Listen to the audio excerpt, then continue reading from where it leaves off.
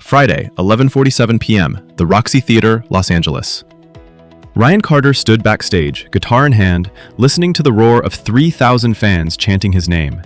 The sound vibrated through the walls, through his chest, through his bones. 5 years ago, he was playing dive bars for drunk college kids. Now he was headlining sold-out shows across the country. His band, Echoes of Heaven, just went platinum. Rolling Stone called him the voice of a generation. But right now, Ryan could barely stand. His hands were shaking, not from nerves, from withdrawal. It had been 4 hours since his last pill. Jake, his bassist and best friend since high school, appeared beside him, concern etched on his face. "Dude, you okay? You look pale." Ryan forced a smile. "Just pre-show jitters, I'm good." "You've been doing this for 10 years. Since when do you get jitters?" "Since we started playing arenas instead of basements. Now get out there, I'll be right behind you." Jake hesitated, studying him for a moment longer, but the stage manager was waving them on. He turned and headed toward the stage entrance. The moment Jake disappeared, Ryan reached into his jacket pocket, pulled out a pill bottle. OxyContin, 80 milligrams. Prescription label, patient, Ryan Carter, for back pain. Take one every 12 hours as needed. The prescription ran out 3 months ago. He'd been buying them illegally ever since, currently taking 6 a day, sometimes 8. He swallowed 3 pills dry, chased them with vodka from a flask. 30 seconds later, the familiar warmth flooded his system. The shaking stopped. The pain, physical and otherwise, faded into background noise. Ryan looked at his reflection in the mirror mounted on the wall. "I've got this under control. Just need to get through tonight." He'd been saying that for 18 months. Ryan took the stage. The crowd erupted. Lights, energy, music washing over everything like a tidal wave. For 2 hours, he was a god. His voice soared. His guitar screamed. The audience sang every word back to him. Thousands of voices unified in worship of sound and story. This was what he lived for. This is why he started playing music at age 14. To feel this, to matter, to be seen. But halfway through the set, during their biggest hit, Falling Awake, Ryan's vision blurred.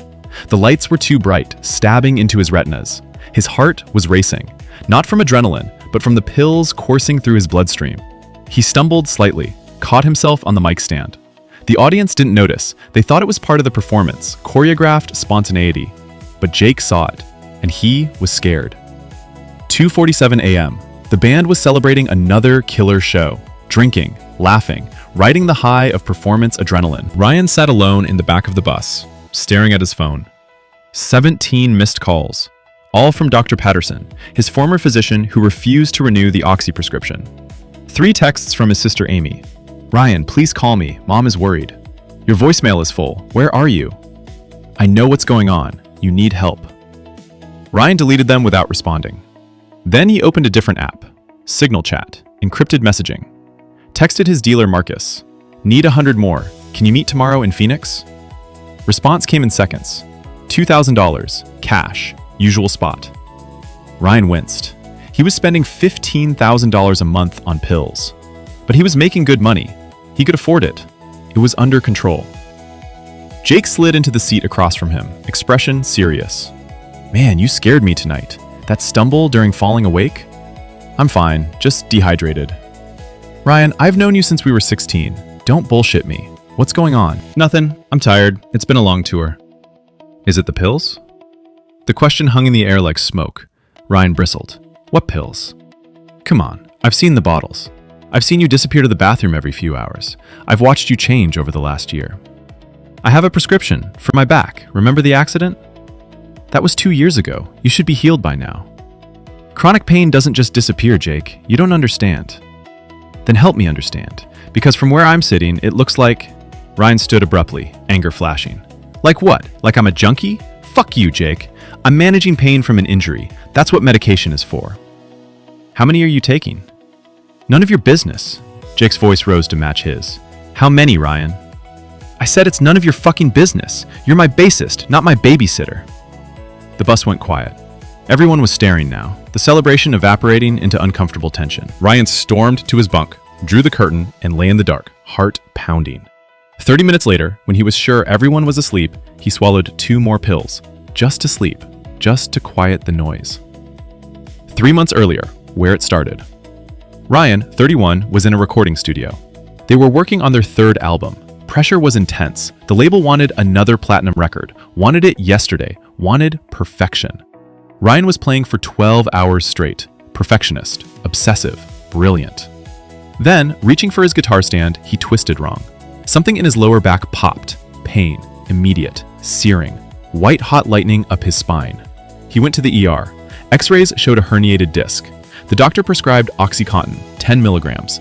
Take as directed, come back in 2 weeks if pain persists. Ryan took one. 20 minutes later, euphoria. Not just pain relief, a warm blanket over his entire soul. All his anxiety, his perfectionism, his fear of failure, gone, dissolved, irrelevant. For the first time in years, he felt peaceful. This is what normal people feel like, he thought. He took another one that night, not because of pain, because he wanted to feel that peace again.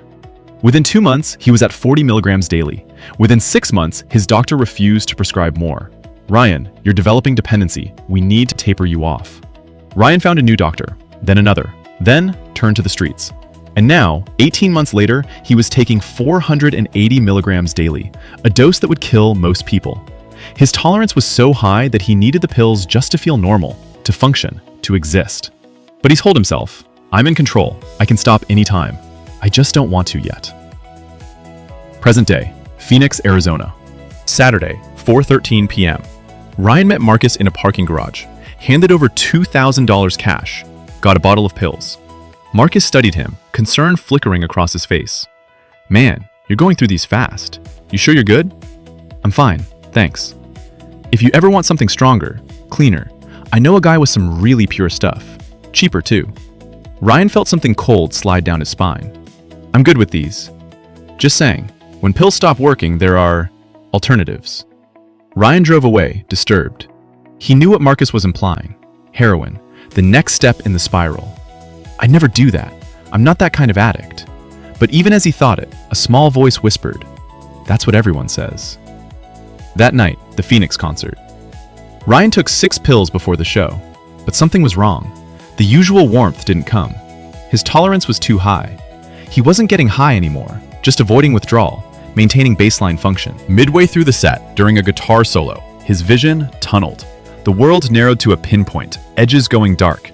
He kept playing, muscle memory carrying him through, but he wasn't there. He was somewhere else, floating, disconnected, lost. Then he hit a wrong chord, stopped playing entirely for 3 beats. The band covered for him, but it was obvious to anyone paying attention. Jake shot him a look. What the hell? Ryan forced himself back into the song, finished the show, but barely. After the show, the confrontation. The band gathered in the dressing room. Everyone was tense, the air thick with unspoken accusations.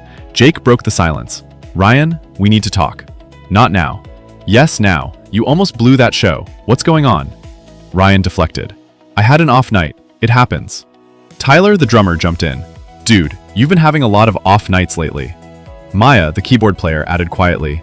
We're worried about you. Ryan felt defensive anger rising. I'm fine. Why is everyone acting like I'm falling apart? Jake stepped closer. Because you are. You're not eating, you've lost 20 pounds, you disappear for hours, you're always in the bathroom, and tonight, man, you were barely there. I'm just tired. Tour exhaustion. We've been on the road for 4 months straight. Then let's take a break. Cancel the next few shows. Rest. Get healthy. We can't cancel shows. We have contracts, obligations. Jake's voice rose.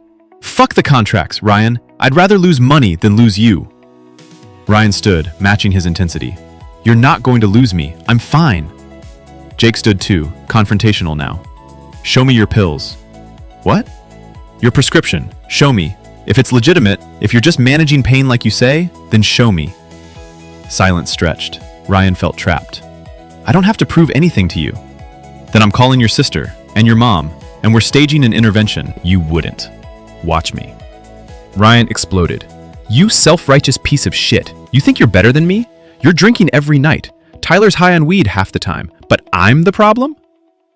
Jake's voice dropped, became dangerously quiet. Those aren't the same, and you know it. Get out. All of you. This is my band. I started this. You're nothing without me. Maya spoke softly, sadly. And you're dying with us watching. She left. Tyler followed, shaking his head. Jake stayed for a moment longer, pain evident in his eyes. Ryan, I love you, man. You're my brother, but I can't watch you kill yourself. Get help, or I'm out. He left. Ryan was alone in the dressing room, shaking, furious, terrified. He swallowed 4 more pills, chased them with whiskey, and waited for the peace that didn't come anymore.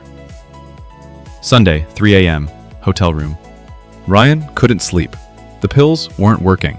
He was sweating through the sheets, nauseous, anxious, craving something he couldn't name. He took 2 more. Still nothing. Maybe Marcus was right. Maybe I need something stronger. He picked up his phone, stared at Marcus's number. Just one time, just to get through this rough patch. Then I'll get clean. He was about to text when his phone rang. Amy. He didn't answer. She called again. And again. 17 times. Finally, desperate, he answered. What? Amy's voice came through, broken by tears. Where are you? Phoenix. Why? Ryan, it's Mom. She had a heart attack. She's in the ICU. They don't know if she's going to make it. The world stopped. What? She's been so stressed. About you, about the rumors, about watching you destroy yourself. Ryan, the doctors say stress was a major factor. When did this happen? 3 hours ago. I've been trying to call you. Ryan, you need to come home. She's asking for you. I'm on tour. I have shows. Amy's scream cut through the phone. Fuck your shows! Mom is dying! She wants to see you before... Her voice broke, dissolved into sobs. Please, Ryan, come home. Ryan ended the call, sat in the dark hotel room, the weight of everything crushing down. His mother, the woman who drove him to guitar lessons every week, who sat in the audience at every show, no matter how small, who believed in him when no one else did, was dying. From stress. About him. Ryan whispered to the empty room. What have I become? He looked at the pill bottle in his hand, then at the whiskey, then at his reflection in the mirror. Hollow eyes, sunken cheeks, a ghost wearing Ryan Carter's face. I need help. He said it out loud. First time in 18 months. I need help. I can't do this alone. I can't stop. He sank to the floor, sobbing, the manufactured confidence finally cracking completely. Ryan looked up at the ceiling, at God, at whoever might be listening. If you're there, if you're real, what would Jesus do if he was trapped like this, if he was dying and couldn't stop? The hotel room went silent. Not just quiet, silent. Complete absence of sound. The air conditioning stopped humming. The distant sounds of the city disappeared. The flickering light from the bathroom froze mid-flicker. Ryan looked up, tears still wet on his face. The light had changed, softer, golden, not from any lamp. A voice came from the shadows. He'd cry out exactly like you just did, and then he'd set you free. Ryan turned. Jesus sat in the chair by the window. Not the European painting Jesus, not glowing or ethereal, just present. Middle Eastern, carpenter's hands, eyes that had seen suffering and overcome it. Ryan backed against the wall. I'm hallucinating. The pills, the withdrawal. You're not hallucinating. You called out to me. I'm here. This isn't real. You're not real. Then why are your hands steady for the first time in months? Ryan looked down. His hands, which had been shaking constantly for weeks, were still. Jesus stood, moved closer. Ryan, I know what chains feel like. I know what it's like to be bound, and I know how to break free. Come, walk with me. I can't. I'm broken. I'm a junkie. You wouldn't want anything to do with me. You think you're the first addict I've met? You think your pain disqualifies you from my presence? Ryan, I came for people exactly like you, not in spite of your brokenness, because of it. He extended his hand, scarred, wounded, the hands of someone who knows pain intimately. Where? Ryan managed to ask. To a moment you need to see, so you understand. You're not possessed by pills. You're possessed by something deeper, and only I can cast it out. Ryan stared at those scarred hands. Then, with nothing left to lose, he took them. The hotel room dissolved. The journey, Jesus and addiction. The demoniac of Gadara. They stood on a hillside overlooking the Sea of Galilee, ancient, beautiful. The smell of water and wild grass filled the air. Jesus gestured below. Watch. Near some tombs cut into rock, a man was screaming, the demoniac, completely naked, covered in dirt and blood, chains broken around his wrists and ankles. He was smashing his head against rocks, cutting himself with stones. howling like an animal, the sound carrying across the water. Ryan recoiled, horrified. What's wrong with him? He's possessed, not by a demon in the way you think, but by something that has taken over his life, made him less than human, isolated him from everyone who loves him, convinced him he's beyond help. People from the nearby town watched from a distance, fearful, disgusted. One townsperson said to another, "Stay away from him, he's cursed. We've tried to chain him, he breaks every bond. He's too far gone, he'll die out here alone." Younger Jesus approached the man. His disciples hung back, scared. Young Peter called out, "Master, don't get close, he's dangerous." But Jesus kept walking, calm, unafraid. The demoniac saw him and ran, toward him, not away. Fell at his feet, a strange mixture of terror and hope. The man screamed, "What do you want with me, Jesus, Son of the Most High God? I beg you, don't torture me." Young Jesus spoke gently but firmly. "What is your name?" "My name is Legion, for we are many." President Ryan felt the words hit him. Legion? Not literally thousands of demons, but many voices, many chains, addiction, shame, self-hatred, trauma, despair, all working together to destroy him. Do you understand? Ryan did. He heard his own voices echoing in his mind. You're worthless without the pills. Everyone will abandon you if they know the truth. You're too far gone.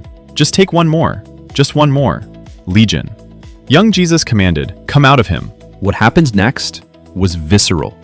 The man convulsed, screamed, vomited, wept. It wasn't clean or pretty. It was painful, raw, the kind of deliverance that cost something. But when it was over, he was still, quiet, breathing normally. The disciples brought him clothes. He put them on slowly, as if remembering how to be human, sat at Jesus' feet, calm, clear-eyed, free. The demoniac looked up, tears streaming. What happened to me?" Young Jesus touched his shoulder. "You were bound. Now you're free. But freedom isn't the same as easy. You'll need to choose it every day. I want to come with you. Please. I don't want to stay here." "No. Go home. Tell your family what God has done for you. Be a testimony of freedom, not just escape." The man did, returned to his town. People who avoided him for years now saw him, clothed, healthy, human again. President Ryan and Jesus watched the scene fade. "That was me," Ryan said quietly. "Living in tombs, broken chains, people too scared to get close. Yes. Everyone said he was too far gone, cursed, beyond help. They were wrong, just like they're wrong about you. But Jesus, I'm not possessed by a demon. I'm addicted to pills. That's different." Jesus turned to face him fully. "Is it? Ryan, addiction is modern possession. It takes over your life, makes you do things you swore you'd never do, isolates you from everyone who loves you, convinces you you're beyond redemption. Same pattern, different era." "So you're saying pills are demons?" "I'm saying addiction is bondage, and I came to set captives free. Come, let me show you something else." The scene shifted to a crowded street, ancient Jerusalem. Younger Jesus walking through a press of people. A woman, maybe 40, pushed through the crowd. She was thin, sickly, desperate. Present Jesus spoke to Ryan. "That woman has suffered for 12 years, bleeding that won't stop. She's spent everything on doctors. Nothing worked. She's getting worse." "What does this have to do with addiction?" "Watch." The woman reached out, touched the edge of Jesus' cloak. Just the edge, a desperate grab for hope. Immediately, she felt it. Healing. The bleeding stopped. After 12 years of suffering, it just stopped. Young Jesus stopped walking, turned. "Who touched me?"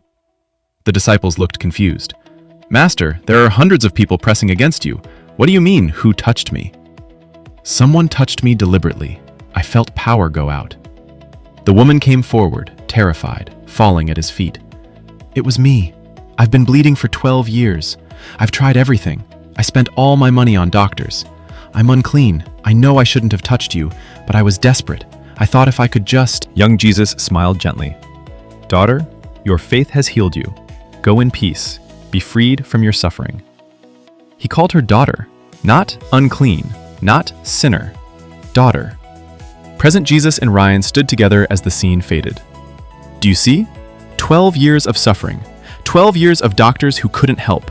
12 years of spending everything she had trying to fix it herself. Ryan nodded slowly. Like me trying every way to control my use, switching doctors, hiding it, managing it. Exactly. She tried everything except surrender, until finally, desperate, she reached out to the only one who could actually heal her. But I've tried rehab once. It didn't work. She tried multiple doctors. They didn't work either. But that didn't mean healing was impossible. It meant she hadn't found the right healer yet. So I just need better rehab? You need what she needed. Faith that healing is possible, humility to admit you can't do it alone, and willingness to reach out even when you feel unworthy. I am unworthy. Jesus' eyes were infinitely compassionate. So was she.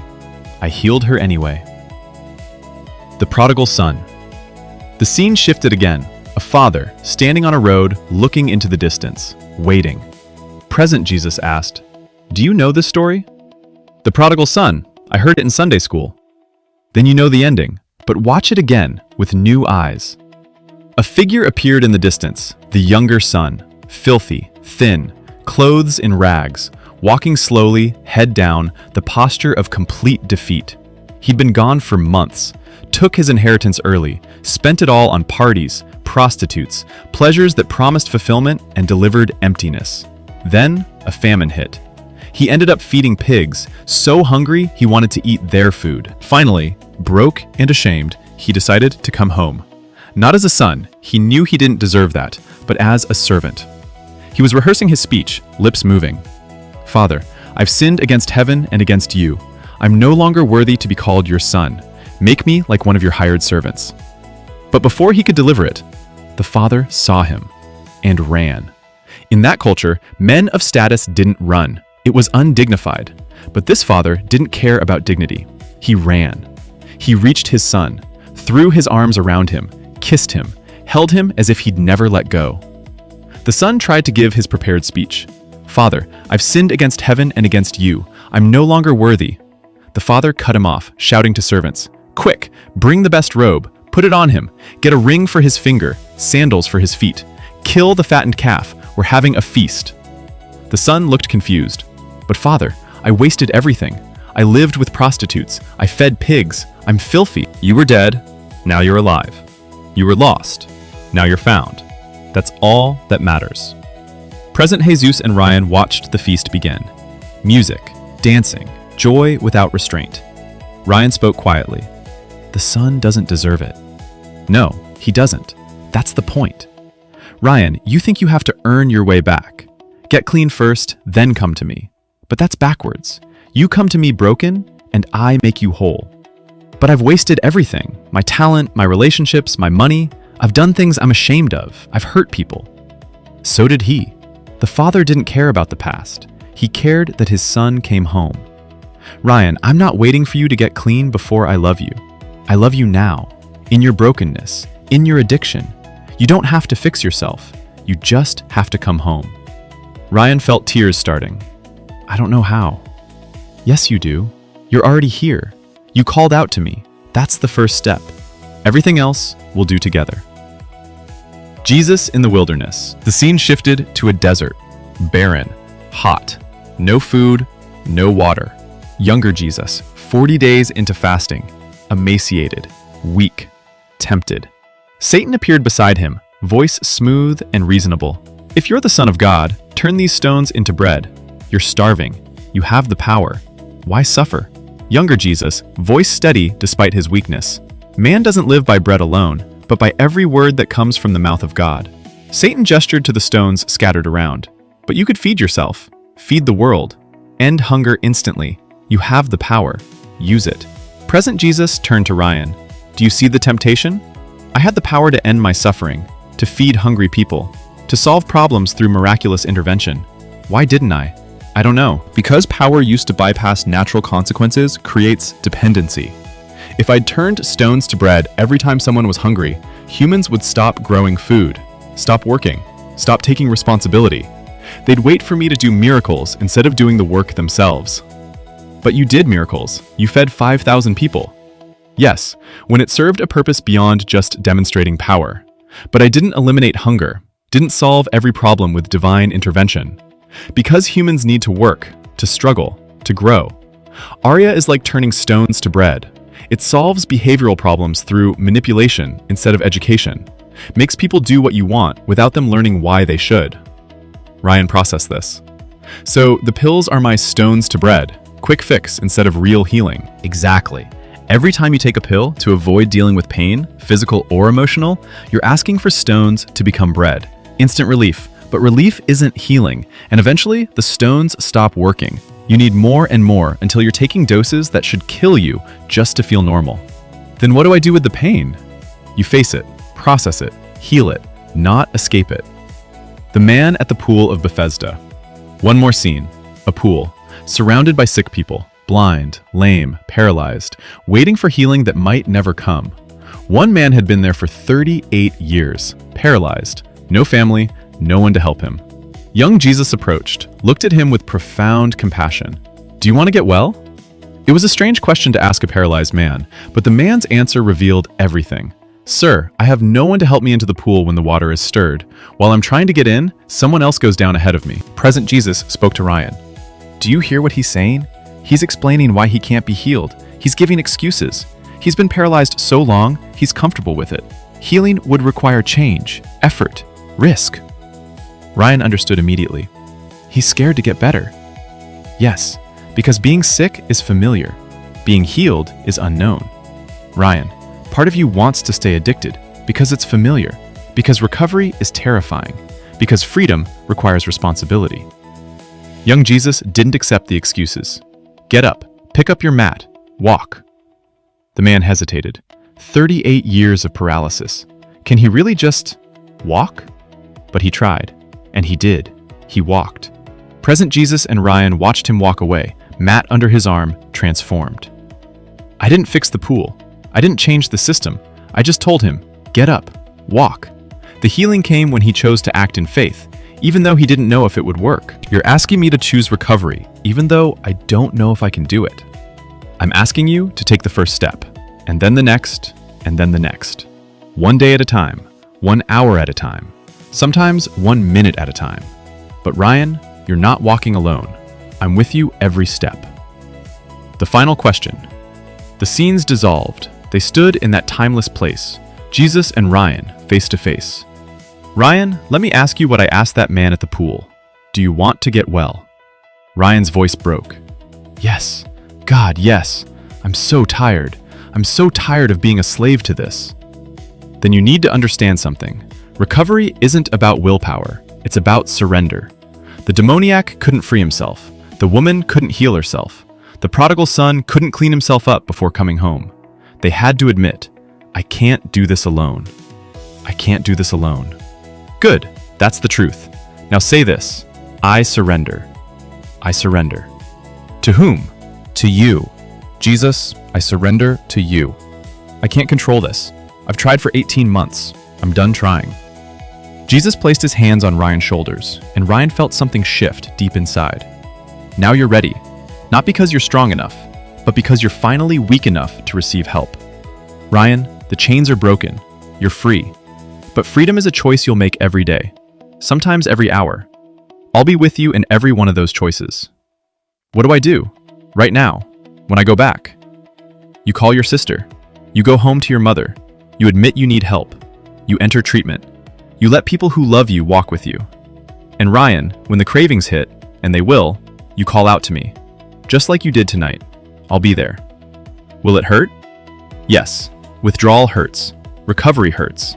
Facing what you've done hurts. But Ryan, it's the hurt that heals, not the hurt that destroys. There's a difference. I'm scared. The demoniac was too. So was the woman. So was the prodigal son.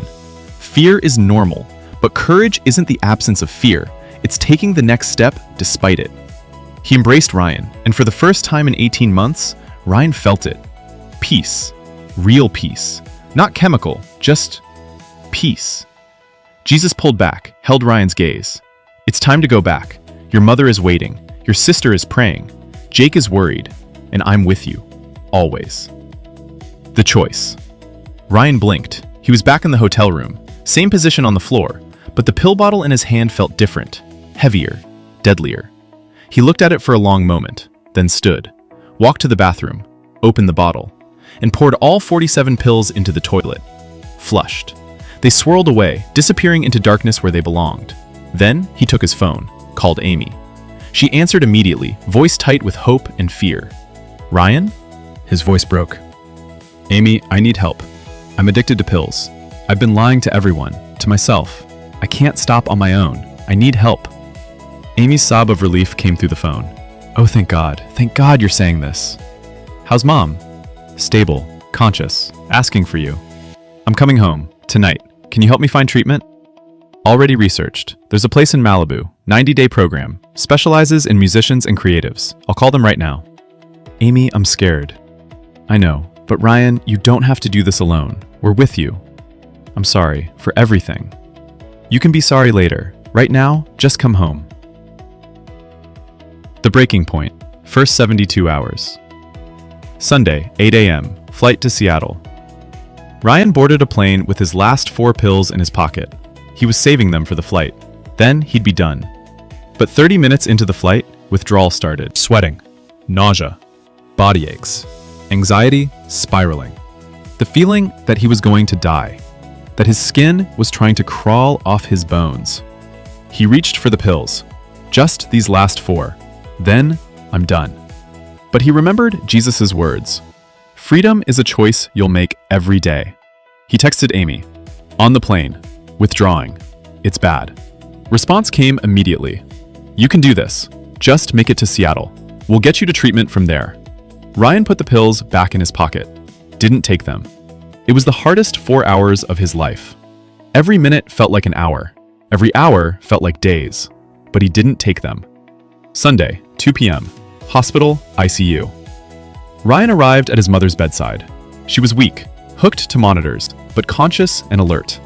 Margaret Carter saw him and started crying, reaching out with trembling hands. "Ryan, my baby." Ryan took her hand, his own shaking from withdrawal. "Mom, I'm so sorry. This is my fault. The stress, the worry." Shh, you're here now. That's what matters. "Mom, I'm sick. I'm addicted to painkillers. I've been lying to you, to everyone, but I'm getting help. Today, I promise." Margaret's eyes filled with love and pain. "I know, sweetheart. I've known for months. A mother knows." "Then why didn't you say something?" "Because you weren't ready to hear it. But now you are. Ryan, get well. Please. Not for me. For you." "I will. I promise." They sat in silence, holding hands, Ryan fighting waves of nausea and muscle pain. Margaret squeezed his hand gently. "When you were little, you used to have nightmares. You'd come to my room, scared, and I'd tell you, 'You're not alone. I'm here.' Ryan, you're not alone now either." "I feel alone." "But you're not. God is with you. I'm with you. Amy's with you. Jake called. He's with you. You're surrounded by people who love you. Let us help." Sunday, 6 p.m., Malibu Treatment Center. Amy drove Ryan to Serenity Recovery Center. Oceanside. Beautiful. Terrifying. The intake counselor, Dr. Martinez, greeted them with professional warmth. "Ryan, welcome. First, I need to assess where you're at. When was your last dose?" "This morning, but I didn't take it. I've been withdrawing for 12 hours. Dr. Martinez nodded approvingly. "That's good. That's very good. It means you're serious. But I'll be honest, the next 72 hours are going to be brutal. Opioid withdrawal is physically miserable. You'll feel like you're dying. But you won't. We'll monitor you medically. We can give you comfort meds to take the edge off. But there's no easy way through this. Only through." "I understand. Why are you here?" Ryan thought about the question. "Because I can't do this alone. Because I'm sick of living like this. Because I almost killed my mother with worry. Because I want my life back." Good reasons. Hold on to those. You're going to need them in about 6 hours when your body is screaming for relief and your brain is telling you to leave. Okay? Okay. Amy hugged him tight, holding on as if she could transfer strength through touch.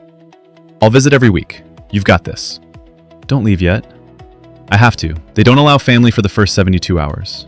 But Ryan, I love you, and I believe in you." She left. Ryan stood in the lobby with his small bag, surrounded by strangers who were also addicts in various stages of recovery, and he'd never felt more alone. 11:47 p.m. Ryan was in his room. His roommate, Carlos, a heroin addict 6 days clean, was snoring, somehow able to sleep despite everything.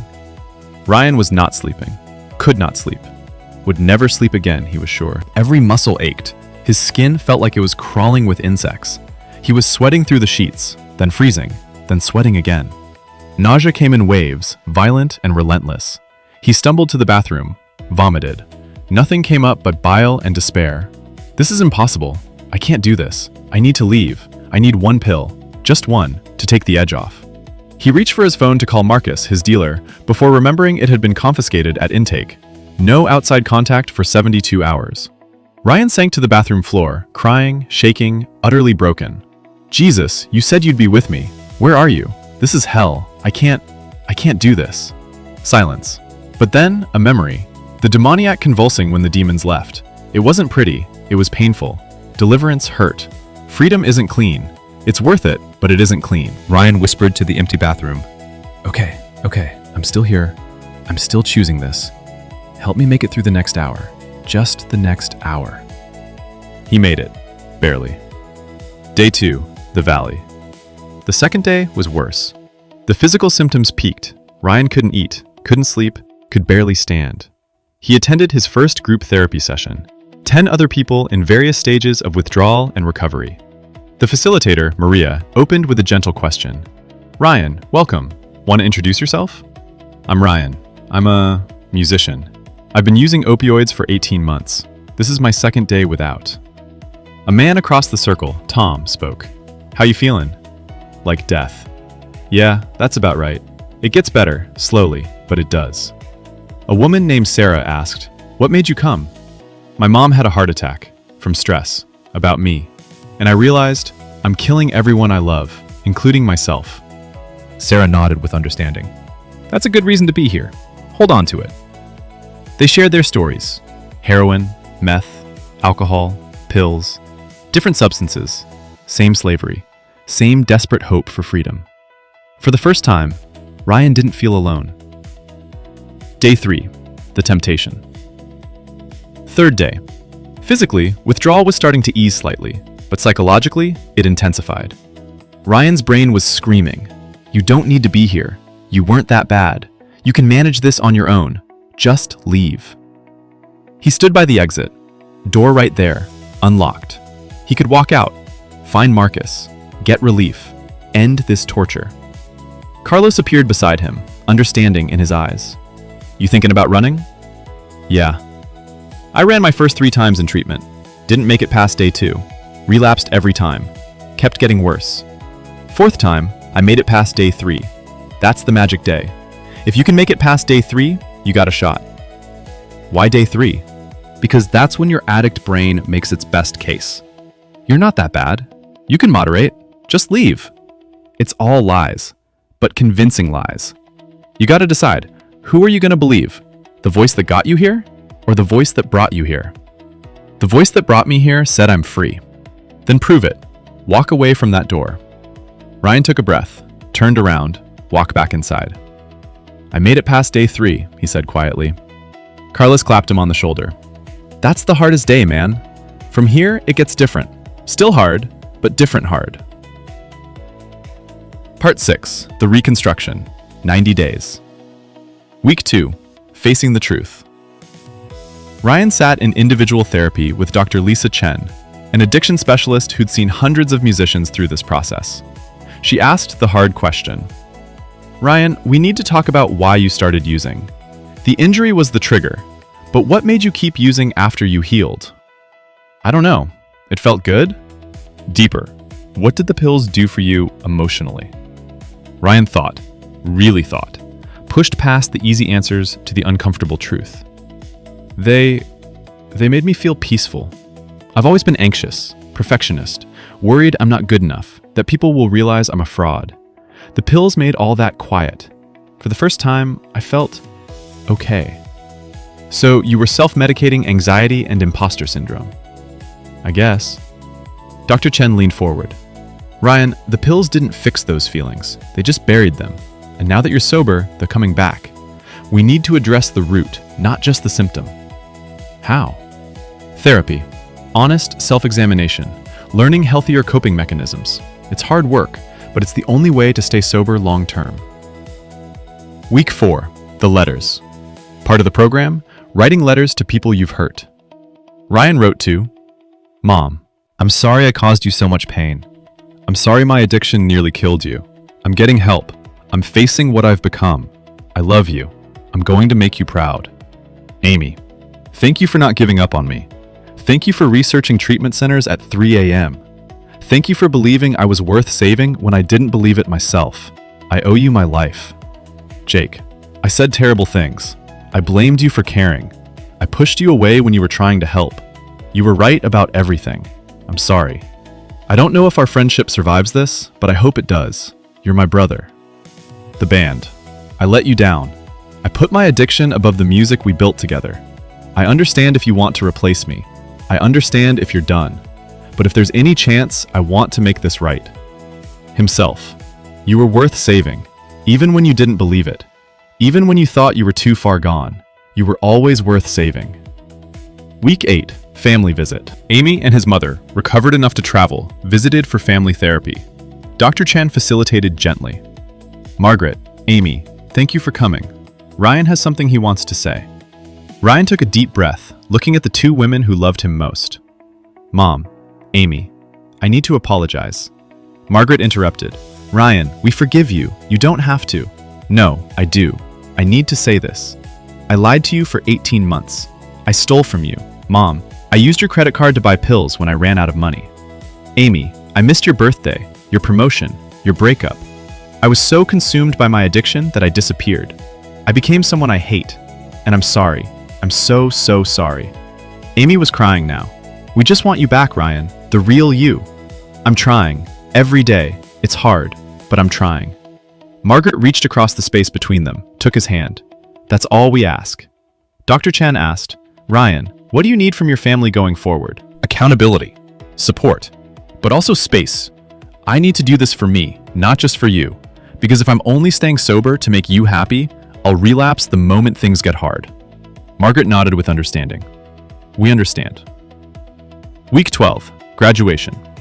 Ryan completed the 90-day program. There was a small ceremony. Families, counselors, fellow patients who'd become friends. Dr. Martinez stood at the front. Ryan, when you came here 90 days ago, you were broken. But you did the work. You faced your demons. You rebuilt yourself. Today, you're not the same person who walked in. You're free.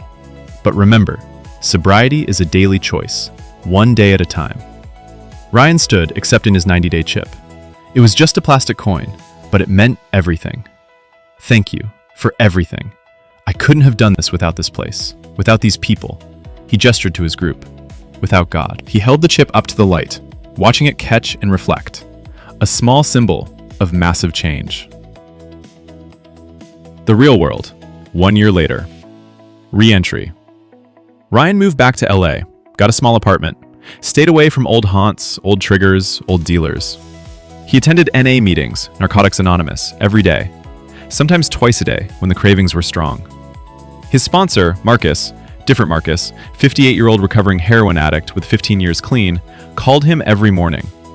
How you doing today? Good, no cravings. Good days are easy.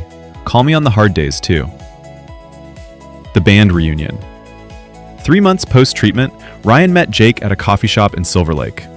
Awkward. Tense. So much unsaid. Jake looked at him carefully. You look good, man. Healthy. Thanks. I feel different. Lighter. How's sobriety? Hard. Every day. But worth it. Jake shifted in his seat. I need to tell you something. The band, we found a replacement guitarist. We didn't know if you were coming back, or if you should. Ryan felt the loss, but understood it. I get it. But Tyler and Maya want to give you another chance. They miss you. I miss you. The question is, can you do this? The touring, the pressure, the temptation? Honestly, I don't know. But I want to try, if you'll let me. Jake studied him for a long moment. There are conditions. You stay in therapy. You go to NA meetings even on tour. You check in with us daily. Any sign you're using, you're out. No second chances this time. Agreed. Jake, I'm not the same person I was. I won't let you down again. I want to believe that. Show me. 6 months sober. Small venue, not an arena. Just 300 people packed into a club that smelled like beer and possibility. Ryan stood backstage, terrified. First time performing sober in 2 years. He prayed quietly. Jesus, I can't do this alone. I need you. He felt it. Not chemicals, not pills, just presence. Peace. Ryan turned to the band, smiled. Let's do this. They took the stage, and something was different. The music was raw, honest. Ryan's voice carried pain, but also hope. He was present, fully present, connected to every note, every word. During Falling Awake, the song he'd stumbled through high, he changed the lyrics spontaneously, the new words flowing from somewhere deep. I was falling, drowning in the dark, chained to a shadow, forgot who I was. But somebody found me, pulled me from the grave. Now I'm falling awake, falling awake. The crowd felt it. Some were crying, recognizing their own stories and his. After the show, a kid, maybe 19, approached nervously. Ryan, I heard you got sober. Is it true? Yeah, 7 months. I'm struggling, with pills, same as you. Did you really? Can you really beat it? Ryan looked at him, saw himself at 19. You can, but not alone. You need help. You need people. You need God. It's the hardest thing you'll ever do, but you're worth it. I don't feel worth it. I didn't either, but someone told me I was, and I chose to believe him. You are too. The kid cried. Ryan gave him his sponsor's number, wrote it on a napkin with steady hands. The legacy, 5 years later. Ryan at 37. Ryan Carter, now 37, had been sober for 5 years. His new album, Unbound, went platinum. But it was different from his old music. Every song was about recovery, redemption, freedom. It resonated with millions who knew the struggle. He used his platform differently now. At every concert, he shared his story. Not to brag, to offer hope. The foundation Ryan started, the Unbound Project, a nonprofit providing scholarships for addiction treatment for musicians and artists. He knew creatives had high addiction rates, and most couldn't afford the $30,000 rehab that saved his life. In 5 years, the foundation sent 400 people to treatment. 67% stayed sober past 1 year. Each one was a victory, a life reclaimed. The speaking engagement. Ryan was invited to speak at a recovery conference. Hundreds of people in various stages of healing. He stood at the podium, no longer afraid. 5 years ago, I was on a hotel floor, overdosing on pills, begging God for help. I didn't think I'd survive the night, but I did. Not because I was strong, because I finally admitted I was weak. People nodded, understanding completely. People ask me, when did you get free? I tell them, the moment I surrendered. Not to the pills, to God. The moment I said, I can't do this alone, everything changed. He paused, let the words settle. Jesus met a man who was possessed, lived in tombs, broke every chain. People said he was too far gone. Jesus said, come out of him. And he did. He was free. If you're here today, struggling, thinking you're too far gone, you're not. The same Jesus who freed that man 2,000 years ago is here today, ready to free you. You just have to ask, and then do the work. Recovery isn't magic. It's daily surrender, 1 day at a time, sometimes 1 hour at a time. But every day you choose sobriety, you're choosing freedom, and it's worth it. Standing ovation, not for him, for hope. The full circle moment. Ryan was at an NA meeting, 5 years sober, sharing his story with newcomers. A new guy, Alex, 24, listened with tears in his eyes. After the meeting, Alex approached hesitantly. Ryan, I'm a huge fan. I've listened to your music since high school. I had no idea you were one of us. I am, and I'm glad you're here. I've been using for 3 years. Heroin. I'm 2 days clean. I'm terrified. Ryan remembered that terror intimately. Day 2 is hell. Day 3 is worse. But day 4 is possible. And day 30 is hope. And day 365 is a miracle. You can do this. I don't think I can. You're right, you can't. Not alone. But you're not alone. I'll walk with you. This group will walk with you. And Jesus, if you'll let him, he'll walk with you. You really believe that? Ryan thought about the hotel room, the surrender, the transformation. I'm alive because of it. Will you be my sponsor? Yeah, I will. Call me every day. When it's hard, when you want to use, when you feel like giving up.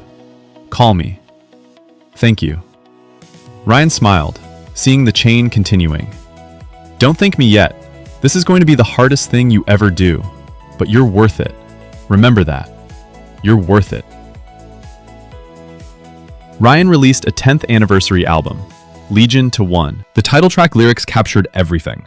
They asked me my name, I said Legion. 1,000 voices, I was not my own. Chained in the tombs, I was less than human. Then somebody called me, and I came home. Now my name is beloved. Now my name is free. I was dead in the darkness. Now I finally see. From Legion to One, from broken to whole, from bound by my demons to saved by his love. If you're living in tombs tonight, breaking chains but still not free, there's a voice that's calling your name, saying, come home to me. The song became an anthem for people in recovery, played at AA/NA meetings worldwide, proof that transformation was possible. Epilogue, the principle. Ryan at 42, full circle. Ryan returned to the Malibu Treatment Center where he got sober 10 years ago. He was giving the graduation speech for the new cohort. He stood before them, 23 people, broken and hopeful, at the beginning of their journey. 10 years ago, I sat where you're sitting, broken, ashamed, terrified. I didn't know if I could do this. I didn't know if I was worth saving. He paused, made eye contact with several of them. But someone told me I was. Someone showed me that addiction isn't about willpower. It's about surrender. That freedom isn't about never struggling. It's about choosing recovery every single day. Some of you will relapse. Statistics say most of you will. But that doesn't mean you failed. It means recovery is a journey, not a destination. You get back up. You try again. You keep choosing freedom. I'm not here to tell you it's easy. It's not. It's the hardest thing you'll ever do. But I'm here to tell you it's possible, and you're worth it. He held up his 10-year chip. Let them see it. 2,000 years ago, Jesus met a man named Legion. He was possessed, broken, living in tombs. Everyone said he was too far gone. Jesus said, come out of him, and he did. That man is me. That man is you. We're all Legion until we meet the one who can make us whole. My name isn't Ryan Carter the addict. My name is Ryan Carter, beloved son of God. And that's who you are too. Not your addiction, not your mistakes. Beloved, free, worth saving. So when you leave here today, remember, you're not just sober, you're unbound. And that's worth fighting for every single day. He held up his 10-year chip one more time. Let the light catch it. One day at a time, you've got this. In a world that says you're too far gone, Jesus says, come out of him. The demoniac lived in tombs, broke every chain, cut himself with stones. People were terrified of him. Jesus wasn't. He saw past the possession to the person, past the addiction to the image bearer, past the chains to the freedom waiting underneath. And he said, what is your name? Legion, for we are many. How many voices scream in your head? How many chains bind you? How many times have you broken free only to find yourself bound again? Jesus didn't condemn the demoniac. He freed him. Not with a lecture, not with judgment, not with willpower, with power and presence and a simple command, come out. Ryan was Legion, bound by pills, living in tombs of shame, cutting himself with self-hatred. But when he cried out, Jesus, what would you do? Jesus came. Not when Ryan was clean, not when Ryan was worthy, when Ryan was broken. Because that's what Jesus does. He meets you in your brokenness, not after you fixed yourself, in the middle of your mess. And he says, you're not too far gone. You're exactly where I can reach you. Addiction isn't a moral failure. It's a bondage, and Jesus specializes in setting captives free. The demoniac went home clothed, sane, and free. Ryan went home sober, restored, and unbound. The question isn't whether you're too far gone. The question is, will you cry out? What would Jesus do with addiction? He'd cast it out, not with shame, with power, with presence, with love that says, "You're mine, and I'm not letting go." You're not legion anymore. You're beloved. Remember that. Discussion questions for groups. 1. Have you or someone you love struggled with addiction? What was that experience like? 2. Ryan tried to control his use for 18 months. Why doesn't willpower work with addiction? 3. The demoniac was legion, many voices. What voices do you struggle with? Shame, fear, anger, etc. 4. Jesus asked the paralyzed man, "Do you want to get well?" Why is that a powerful question? 5. Ryan had to surrender, not just try harder. What's the difference between surrender and giving up? 6. The prodigal son came home broken. Why is it important that we don't have to fix ourselves before coming to Jesus? 7. Carlos said, "Day 3 is the magic day." What does that teach us about perseverance in recovery? 8. Ryan's recovery required community. NA, sponsor, therapy. Why can't we do hard things alone? 9. How does the church typically handle addiction? What needs to change? 10. If you were legion, possessed by many things, what would Jesus name as he casts them out?